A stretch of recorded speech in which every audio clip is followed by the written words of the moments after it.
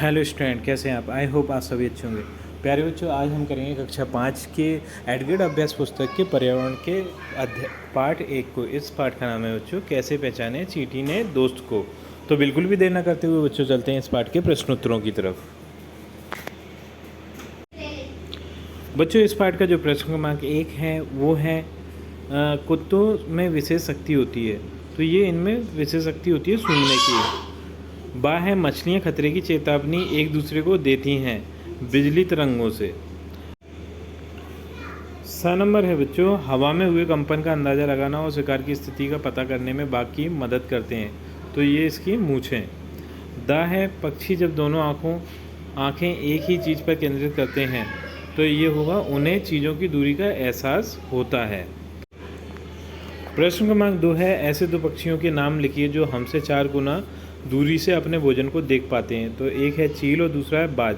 प्रश्न क्रमांक 3 है, सांप के भारी कान नहीं होते फिर भी वह कैसे सुन पाता है? जमीन पर हुए कंपन से। प्रश्न क्रमांक 4 है, चींटियाँ मीठी चीज़ों को पता कैसे लगा लेती हैं? तो ये सूंघ कर पता लगाती है बच्चों। प्रश्न क्रमांक 5 है, समुद्री जानवर जैसे मछलियाँ अचानक पानी में तेज से हलचल और अजीब तरीके से व्यवहार करती हैं, क्यों? ऐसा क्यों है? तो ये समुद्री जानवर जैसे मछलियाँ अचानक पानी में तेज़ी से हलचल और अजीब तरीके से व्यवहार इसलिए करती हैं क्योंकि उन्हें खतरे का एहसास होता है। प्रश्न क्रमांक 6 है, जब बिजली चली जाती है तब हमें मच्छर बहुत परेशान करते हैं। मच्छरों को अंधेरे में भी आपके होने का एहसास कैसे होता है? तो इसका उत्तर है, मच्छर हमारे शरीर की गंध, पैरों की तलवे की और हमारे शरीर की गर्मी से हमें ढूंढ लेते हैं।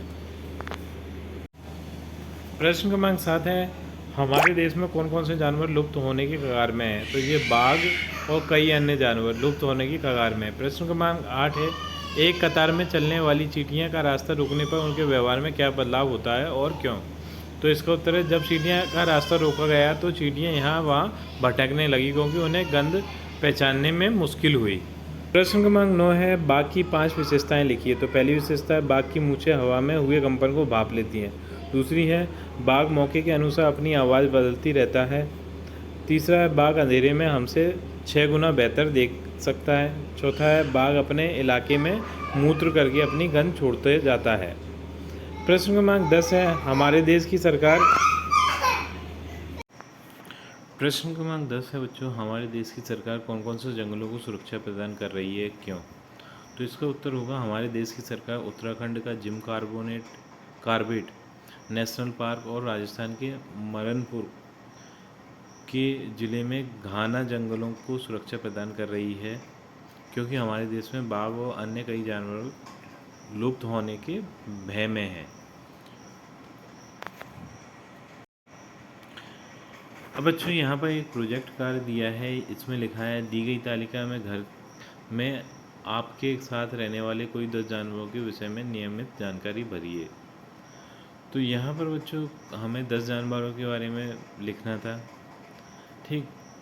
तो जैसे ये कुत्ते के बारे में मैंने लिखा है, तो ये पालतू जानवर है और ये मांस खाता है और ये रहता कहाँ है? बस्ती में रहता है, वो घरों में रहता है, लेकिन इतनी जगह नहीं थी तो मैंने उससे बस्ती लिख दिया है।